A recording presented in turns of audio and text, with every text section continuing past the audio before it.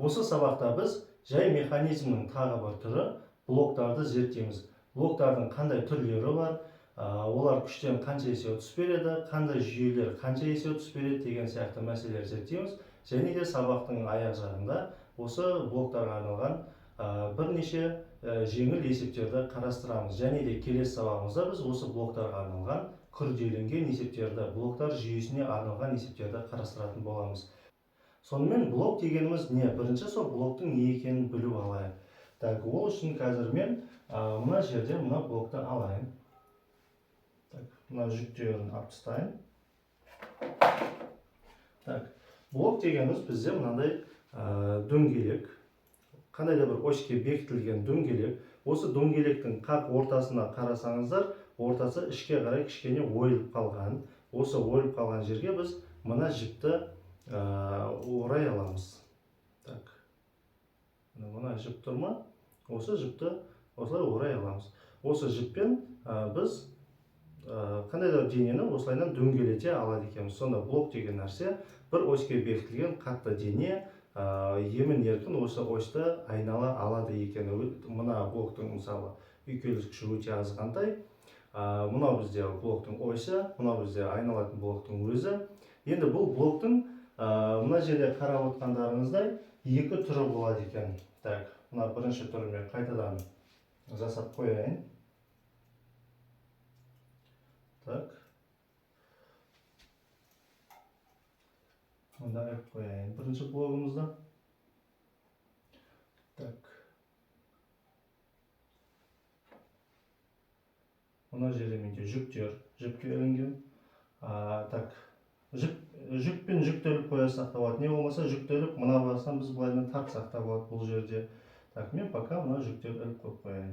Пока екі жүк, екеуінің де массалары бірдей, тепе-теңдікте тұр. Мына жерде де блоктар жүйесі уже жүйе кетіп қалды бұл жерде.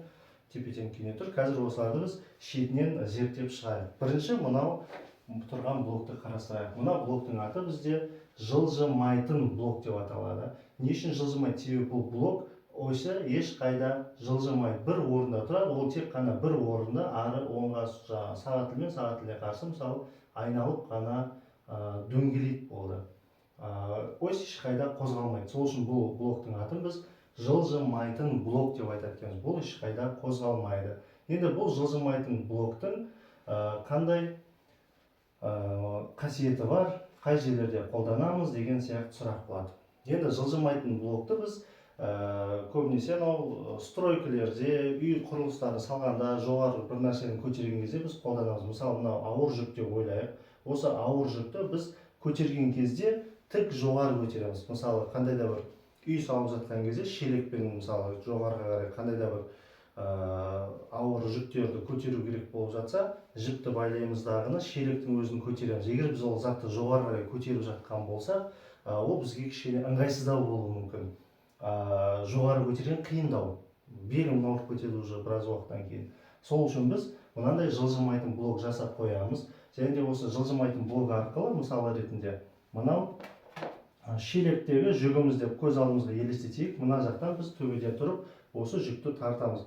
Ол жүкті біз төмен қарай тартамыз. Міне негізі ол жоғары көтеруіміз еді, сонда біз оны пока төмен қарай тартып жатырмыз.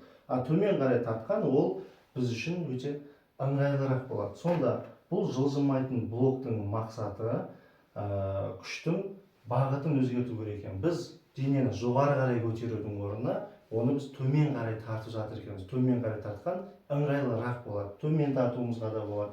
Не болмаса былай жанымызға қарай тартса да болады. Былай да тартсақ бола береді екен. Былай тартсақ та бола береді екен. Былай тарта берсек те тік төмен қарай тартсақ та бола береді екен. Енді бұл жылжымайтын блокқа қарап отырсақ, бұл жылжымайтын блок күштен ұта ма екен, ұтпай ма екен, соны қазір зерттейік. Ол үшін мына жылжымайтын блоктың өзінің суретін сызып алайық. Мынау бізде дөңгелек, мынау бізде айналу осьі. Енді бұл блок жылжымайды, демек бұны қандай да потолокке мынау сияқты іліп қою керек. Мынау бізде потолок. Осы осьте мысалы ретінде былайынан іліп қойдық. Блок осы осьтің төңірегінде айналады. Енді осы блокқа біз қазір бір жіпті әкеліп ілеміз. мына жерде массасы М жүкті іліп қоямыз. Және де біз осы блокты мына жағынан қазір тартамыз. Мысалы ретінде мына жақтан жіппен тартамыз. Сонда жіпті былай ілеміз, осылай тартып жатырмыз міне. Типа былайынан тартып жатқан болып тұрмыз біз жіпті. Так, енді осы кезде мына жылжымайтын блокты біз пока иінтірек ретінде қарастырайық. Иінтіректің формуласы қандай? Екі жақтың жүкті бір-бірімен тепе-тең ұстап тұрудың жағдайы. Мына массасы М жүк төмен қарай қандай да бір салмақпен әсер етеді. Төмен қарай П деген салмағын беріп қояйық. П бізде неге тең? Ол mg. Ауырлық күші қандай? Салмағы да дәл сондай. Тік төмен қарай тартады. Бізде айналып өсе мына нүкте. Енді күштің иінін табуымыз керек. Күш бізде мына жақтан түсіп тұр, төмен қарай түсіп. Бірақ күштің бойы мынау. Күш түсіп тұрған линия бізде жіптің бойы деп қарастырамыз. Осы жіптің бойынан мына тірек нүктесіне ең жақын ара қашықтықты біз күштің иіні деп айтамыз. Осы аралықты біз d1 деп белгілеп қояйық. Енді қарап отырсақ, осы d1 осы дөңгелектің как раз радиусына сәйкес келіп тұр. Енді біз жіптің мына бос ұшынан өзіміз қандай да бір F деген күшпен тартып жатырмыз. Енді осы F күштің түсіп тұрған несі жазықтығы мынау түзу. Енді осы күштің түскен жерінен мына тіреу нүктесіне дейін деп айтсақ болады. Айналып осінен ара қашықтық, ең қысқа ара қашықтық перпендикуляр. Оны біз d2 деп белгілеп қояйық. Қарап отырсақ, d2 де как раз осы дөңгелектің радиусымен сәйкес келеді. Енді екі күштің жаңағы бір-бірін тепе-тең ұстап тұру үшін олардың күш моменттері тең болу керек екен. m1 тең болу керек m2-ге. Мына бірінші жүктің күш моменті неге тең? P көбейтілген, оның иіні d1. А d1 бізде как раз осы ненің радиусына тең.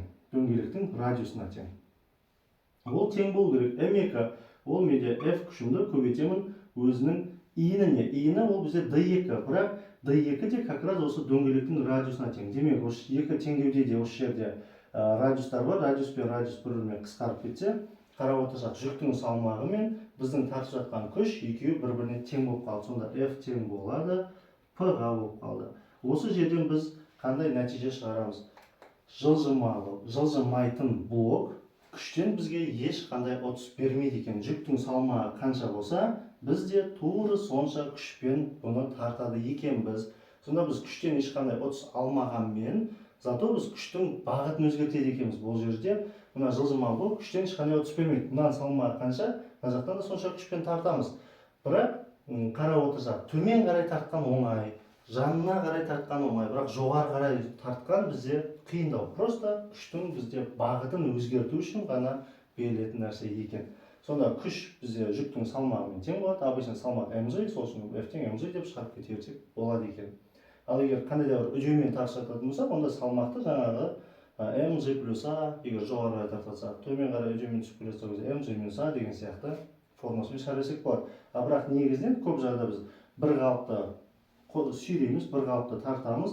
Сол кезде бізде салмақ көбінесе mg-ға тең болып шығады. Сонда F тең mg-ға деп есепті шығарып кете берсек болады. Сонда мына жылжымайтын блоктың мына сол жақ бетіне массасы қанша жүк ілетін болсақ, оң жақ бетіне де массасы дәл соған тең жүкті ілетін болса, бұл жүктер бір-бірін тепе-теңдік қалпында ұстап тұрады екен.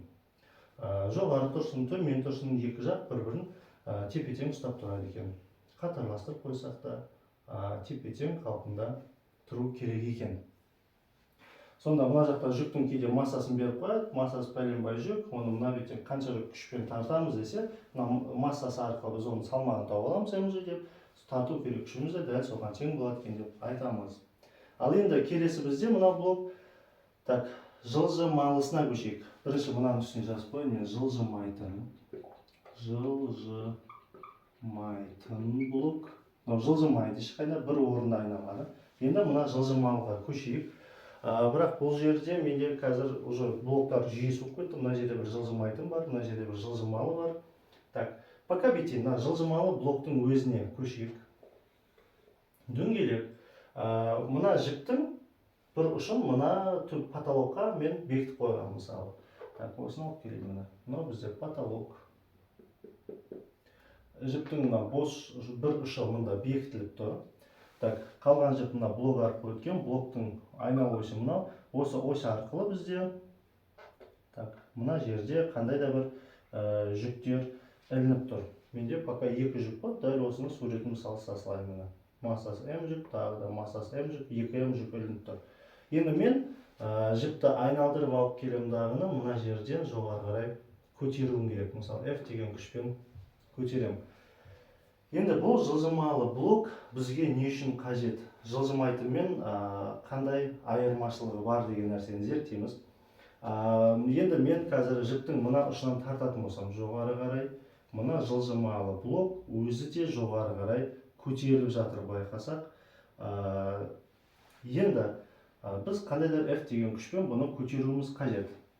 Пока бірақ байқап отырсақ, мына жылжымайтын блок күштен ешқандай ұтыс бермейді. Сонда жіптің мына басына қандай күш түссе, мына басына дәл сондай күшпен әсер етеді. Мына жерде қарасақ, бір ғана жүк тұр, мына жерде 2 жүк тұр. Бір жүк 2 жүкті тепе-тең теңестіріп ұстап тұр. Так, енді не үшін соны зерттейік? Енді мына жерде мен F деген күшпен тартатын болсам, мен қазір мына айналы осі қай жерде рычаг ретінде көз алдыма елестетейін. Айналы осі дәл осы мына күштің түскен жеріне мына қақ ортасын мына жерде деп қарастырамыз. Мына жер бізде перпендикуляр болады деп қарастырамыз пока. Енді қараймыз. Мына нүктеде мына сәл ғана чуть-чуть ғана көтеретін болсақ, мына нүкте бізде ешқандай қозғалмайды деп қарастырады. Дәл осы нүкте біз үшін пока бір орында тұр. Мына жағы қаттырақ қозғалып жатыр, ортасы қозғалады. Мына нүкте бір сәтке тыныш тұр деп қарастырсақ болады. Сонда тіреу нүктеміз бізде мына шеті болып есептеледі. Мына нүкте бізде тіреу нүктесі. Мына жүктердің және блокта да кейде салмақ болады. Мына блок мысалы пластмассадан жасалған, соның өзінде де ота салмақ болуы мүмкін. Бірақ осы блоктың салмағымен мен мына жерде кішкентай бір жүкті мына жіпке байлап қойдым.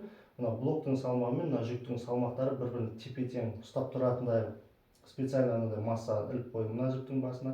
Сол үшін бұл тепе-тең тұр. Әйтпесе мынадан 2 есе аз болғанмен блоктың да салмағы қосылып, блок төмен қарай кетіп қалуы мүмкін.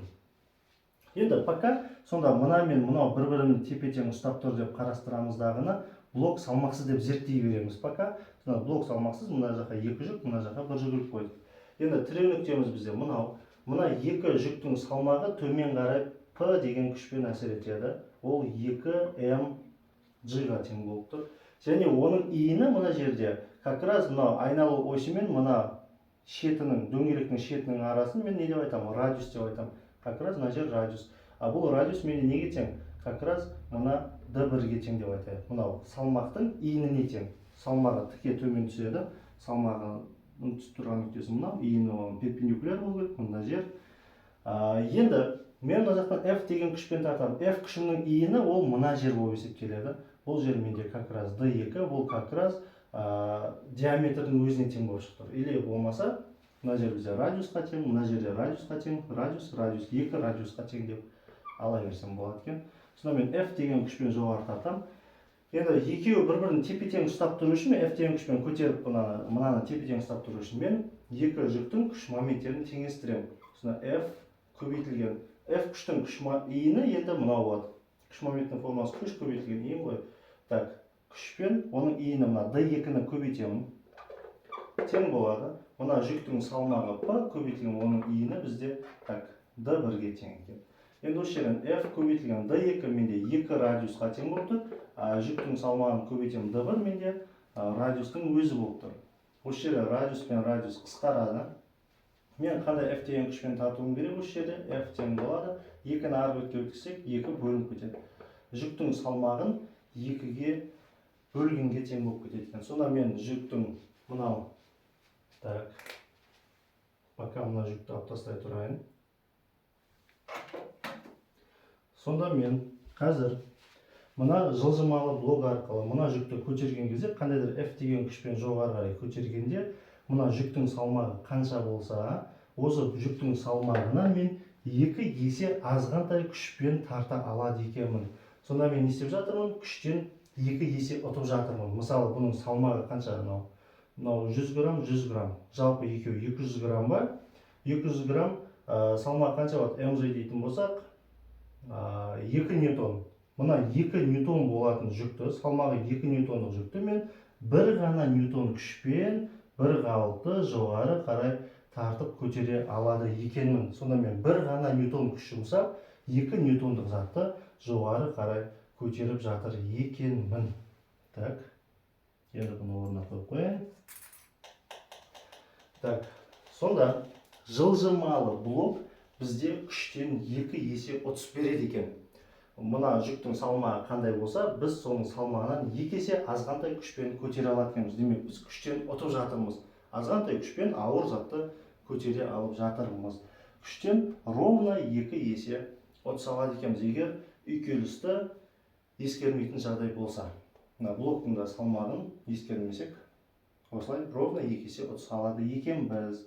Енді ескеру керек нәрсе, біз күштен қанша есе ұтатын болсақ, орын ауыстырудан сонша есе ұтылады екенбіз. Мысалы ретінде, мына жерде мына жылжымайтын блок күштен ешқандай ұтыс бермейді. Мен мысалы, мына басын төмен қарай тартсам, мына басын екеуі мына жерде тұрады ғой.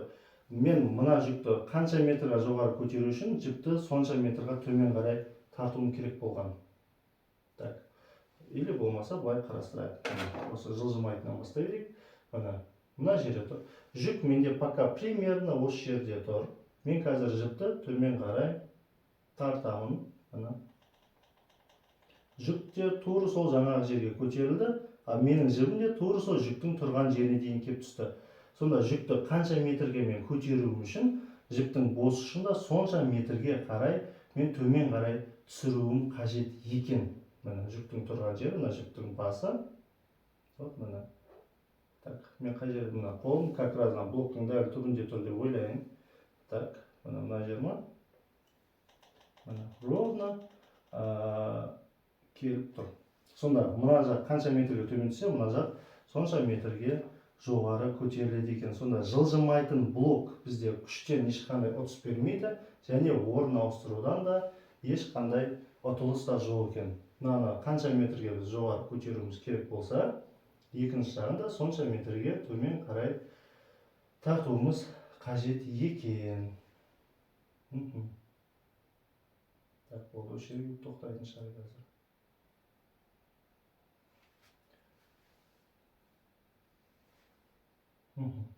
Так, енді мынау жылжымалы блокты қарастырайық. Так, жылжымалы блок. Қазір жылжымалы блок мына жерде тұр. Так, мен жүктің бос ұшын осы жерден алып келейін. Так, мына блок мына жерде тұр. Так, мына блоктан бастап алып қарай берейік. Мен қазір жүкті жоғары қарай көтеремін.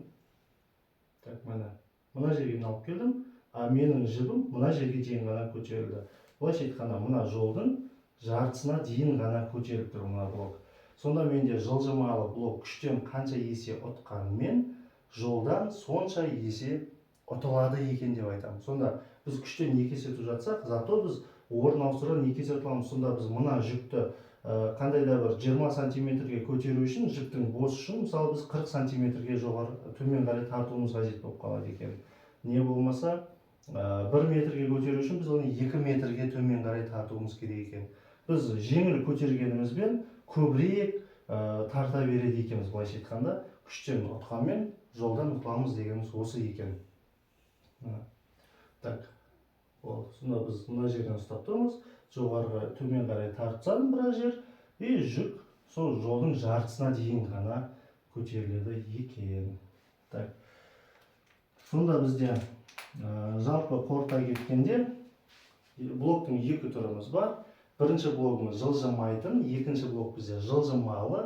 Так, мына жерге жазып қояйық, жылжымалы блок деп. Жылжымалы блок. Жылжымалы блок бізде күштен 2 есе ұтыс береді. Жылжымайтын блок күштен ешқандай ұтыс бермейді.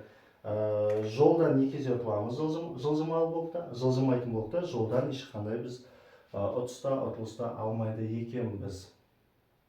Так, енді осы блоктарға арналған бірнеше есептерді қарастырып өтейік. Жылжымалы және жылжымайтын блоктарға арналған жеңіл есептерді қарастырамыз. Номері 1-ші есеп. Жылжымайтын блоктың көмегімен суретте көрсетілгендей массасы 75 кг жүкті ұстап тұрған адамның ең кіші массасы қандай деп сұрап жатыр. Сонда бізде мына жерде суретіміз тұр. Суретте бізде сол жақта массасы 75 кг жүк бар. Демек осы 75 кг жүкті тепе-тең ұстап тұру үшін адамның өзі оң жақтан жүкті ұстап тұру керек. Сол ұстап тұрған адам жаңағы жүкті тепе-тең ұстап тұра алу үшін адамның ең кішкентай массасы қандай болу керек десе, ол ең кішкентай массасы мынаның массасы қандай болса, мынаның да массасы дәл сонымен тең болып шығу керек екен. Сонда мынау қанша 75 кг болса, мынау да 75 кг болып қалса, мынау адам мынаны тепе-тең ұстап тұра алады екен деп айтамыз. Егер одан көп болса, бәрібір мына жүк оны адамды төмен қарай тартып кете алмайды. Тепе-тең ұстау үшін сонда мына жақтың салмағы қанша болса, мына жақта да салмақ сонша болу керек. Сонда жауапты біз 75 кг болады деп айта берсек болады екен. Екінші есебіміз, жіптің бос ұшын 10 см-ге жоғары тартатын болсақ, онда жүк қанша биіктікке көтерілер еді деп мынандай жылжымалы блокты беріп қойған. Енді пока мына нүкте бізде қимылдамай тұр деп ойлайық. Мына блоктың мына басымен жерге қатырып қойғанмын. Енді бүйтейік, мына жіп бізде ешқайда қозғалмайды. Мен қазір жіптің мына бос ұшын аламын. Енді қараймыз. Жіптің бос ұшын аламын. Енді мен мына жіпті қандай да бір биікке көтеремін. Мысалы, дәл осы түбінен алайындағыны тіке жоғары көтерейін. Мен мына нүктеден жоғары қарай көтердім. Менің жүгім сол биіктіктің тек жартысына ғана көтеріліп тұр. Демек, жылжымалы блок бізде күштен 2 есе түсіп береді, сәйкесінше орын ауыстырудан 2 есе ұтылыс береді жаңағы айтқанымыздай. Сонда біз жіптің бос ұшын біз 10 см-ге жоғары тартатын болсақ, мына блок жалпы өзі 5 см-ге ғана жоғары көтеріледі екен деп айтамыз. Мына жүктер бізде 5 см ғана жоғары көтеріледі деп айтамыз. Ары қарай келесі көшейік. Үшінші есебіміз, жылжымалы блоктың салмағы 10 ньютон. Егер жіптің бос ұшына 105 ньютон күш түсірілсе, онда оның көмегімен көтерілген жүктің массасы қандай деп сұрап жатыр. Енді мен осыны берілген жазып қояйын. Номер 3. П нолевой деп алайын. Блоктың салмағын 10 ньютонға тең. Егер жіптің бос ұшына біз F деген күш түсіреміз, ол күшіміз бізде 105 ньютонға тең болса, онда осының көмегімен, жылжымалы блоктың көмегімен көтеріп жатқан жүктің массасы қандай деп сұрап жатыр. Енді қараймыз, мына жерде мына жүктің өзінің де салмағы бар, төмен қарай mg деген күшпен әсер етеді. Мына блоктың да салмағы бар, төмен қарай әсер ететін. Демек, мына блоктың да жүктің де салмақтарын бәрін қосамыз. Осылардың бәрін қосқанда біз жіптің мына бос ұшымен жоғары қарай F деген күшпен тартайын деп жатырмыз. Сонда мына жерде жүктің салмағы, блоктың салмақтары бәрі қосылады. Енді біз мына нәрсені білеміз. Біздің бос ұшынан тартқан күшіміз 2 есе ұтыс алатынын білеміз. Сонда жүктің салмағы қандай болса, сол жүктің жалпы салмағынан біз 2 есе аз күшпен тартатынымызды білеміз. Енді осы формулаға салып F тең болады. Жүктің жалпы салмағы неге тең? Ол блоктың салмағы плюс жүктің салмағы. Жүктің салмағы мен mg деп ала берейін. Бізге өйткені сразу массаны табу керек.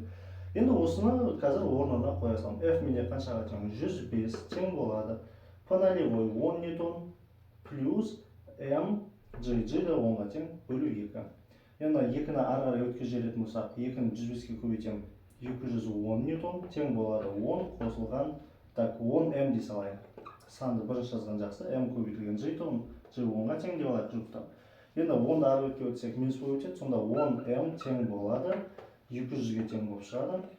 Осы жерден m тең болады, 200-ді 10-ға бөлеміз, 20 килограмм шашылады. Сонда массасы 20 килограмм жүк осы жылжымалы блоктың көмегімен жоғары көтеріліп жатыр деп айтамыз. Сонда міне 105 ньютон күшпен тарту үшін біз салмағы 210 ньютон затты тартуымыз керек. 210 ньютонның 10 ньютоны блоктың өзінің салмағы. Сонда қалған 200 ньютон жүктің салмағы болады. Енді жүктің салмағы 200 ньютон деген сөз, ол 20 килограмм жүк деген сөз. mg деп тапқанда. Ары қарай келесіке көшейік. Келесі есебіміз номер 4. Блоктар жүйесі тепе-теңдікте тұр. Оң жақтағы жүктің салмағын тап деп сұрап жатыр. Блоктар салмағы мен үйкеліс күші ескерілмейді деп жатыр. Біздің менің құрастырған блоктар жүйесі как раз осы суреттегі сәйкес келіп тұр. Демек, сол жақтағы жүктің салмағы бізде қанша болып тұр? 1000 ньютон дейді. Енді мына жерде мен қараймын, әр жүктердің менде салмағы негізінен 100 граммнан. Мына жерде қарасақ, 100 грамм, а мына екеуі менде 200 грамм болып шығады сонда. Мына жылжымалы блок бізде күштен 2 есе түсіп береді. Сонда 2 есе ауыр затты біз бір жүктің арқасында 2 жүкті көтеріп жатырмыз. Сонда сол жақтағы жүктің салмағы егер 1000 ньютон болатын болса, оң жақтағы жүктердің салмағы бізде 2000 ньютон болады екен деп бірден айта берсек болады. Ары қарай келесіге көшейік. Бесінші есебіміз шығырлар жүйесі тепе-теңдікте болуы үшін салмағы қандай жүкті ілу керек деп сұрап жатыр. Шығырлардың салмағы мен үйкелісі ескерілмесін деп жатыр. Енді мына жерде менде суретін сызып қойдым. Менде қанша шығыр бар? Демек, шығыр деген бізде мына блок дегеннің қазақша аты сонда. 4 блок бар. 1, 2, 3, 4. Енді бұл блоктардың түрлері қандай? Жылжымалы ма, жылжымайтын ба? Соны зерттеуіміз керек. Мына екеуі бізде жылжымайтын блоктар. Олар ешқайда жылжымайды, олар потолокқа мына бекітіліп қойған, ешқайда қозғалмайды. Мына екі блок бізде қозғалады. Жылжымалы блоктар бізде күштен негізінен 2 есе ұтыс береді. Мына блоктың өзінде жылжымалы блокта ілініп тұрған жүктің салмағы қандай болса, жіптің бос ұшына содан 2 есе азғантай күш түседі екен. Сонда мына 10 ньютон болатын болса, осы блокты көтеріп тұрған мына 2 жіп бар ғой, мына жағына бізде 5 ньютон, мына жағына бізде 5 ньютон күштер түседі екен. Сонда 5 ньютон мында, 5 ньютон мында, сонда екеуі қосқанда жалпы 10 ньютонға тең болады екен. Сонда бізде 5 ньютон күшпен мына жіп тартатын болса, демек жіптің мына басына бізде 5 ньютон ғана күш түседі. Сонда бізде мына жүктің салмағы жалпы 5 ньютонға тең болады екен. Сонда мына жүктің былайша айтқанда бос ұшы ретінде қарастырсақ, біз мына 10 ньютон затты былайша айтқанда 5 ньютон күшпен тартып жатқан болады екен біз. Ары қарай келесіге көшеміз. Келесі 6-шы есебіміз шығырлар жүйесі тепе-теңдікте болуы үшін F күштің шамасы қандай болу керек деп сұрап жатыр. Шығырлардың салмағы мен шығырлардың үйкеліс күші ескерілмесін дейді. Енді мына суретке қараймыз. Менде тақтаға сызып қойдым осы суретін. Қандай блоктарды көріп тұрмыз? Мына жерде бізде үстінде жылжымайтын блок, бұл күштен ешқандай ұтыс бермейді, тек бір осьтың бойында айналып қозғалады. Мына жерде тұрған мына блок бізде ол да жерге қатырылып қойған. Демек, мына блокты да біз жылжымайтын блок ретінде қарастырсақ болады. Мынау жылжымайды, мынау жылжымайды. Жылжымайтын блоктар күштен ешқандай ұтыс бермейді. Ол тек күштің бағытын ғана өзгертеді. Мына блок төмен қарай тартып жатыр, күштің бағытын төмен қарай әсер етеді. Мына блок уже күштің бағытын жоғары қарай тартуға қолданылып тұр мысалы ретінде. Енді бізде мына блок жылжымалы. Бұл жылжымалы блок күштен 2 есе ұтыс береді. Демек, мына жылжымалы блокқа ілінген жүктің салмағы қандай болса, жіптің бос ұшына содан 2 есе аз күш түсу керек. Сонда мына жылжымалы блокқа біз 10 кг жүкті іліп қойғанбыз. 10 кг жүктің салмағы бізде mg болады да, 10 көбейту g-ді жуықта 10 деп аламыз, 100 ньютонға тең деп алатын болса, біз мына жылжымалы блокқа 100 ньютон күш әсер ететін болса, жіптің мына бос ұшына одан 2 есе аз күш әсер етеді. Сонда F тең болады P бөлінген 2 дейміз дағыны 100 бөлінген 2 50 ньютон күшпен біз мұнаны жоғары қарай тартады екен біз. Сол кезде шығырлар тепе-теңдік қалпын сақтап тұрады екен деп айтамыз. Осымен блоктарға арналған есептеріміз аяқталды. Келесі сабағымызда осы блоктар жүйесіне арналған күрделі есептерді қарастырамыз.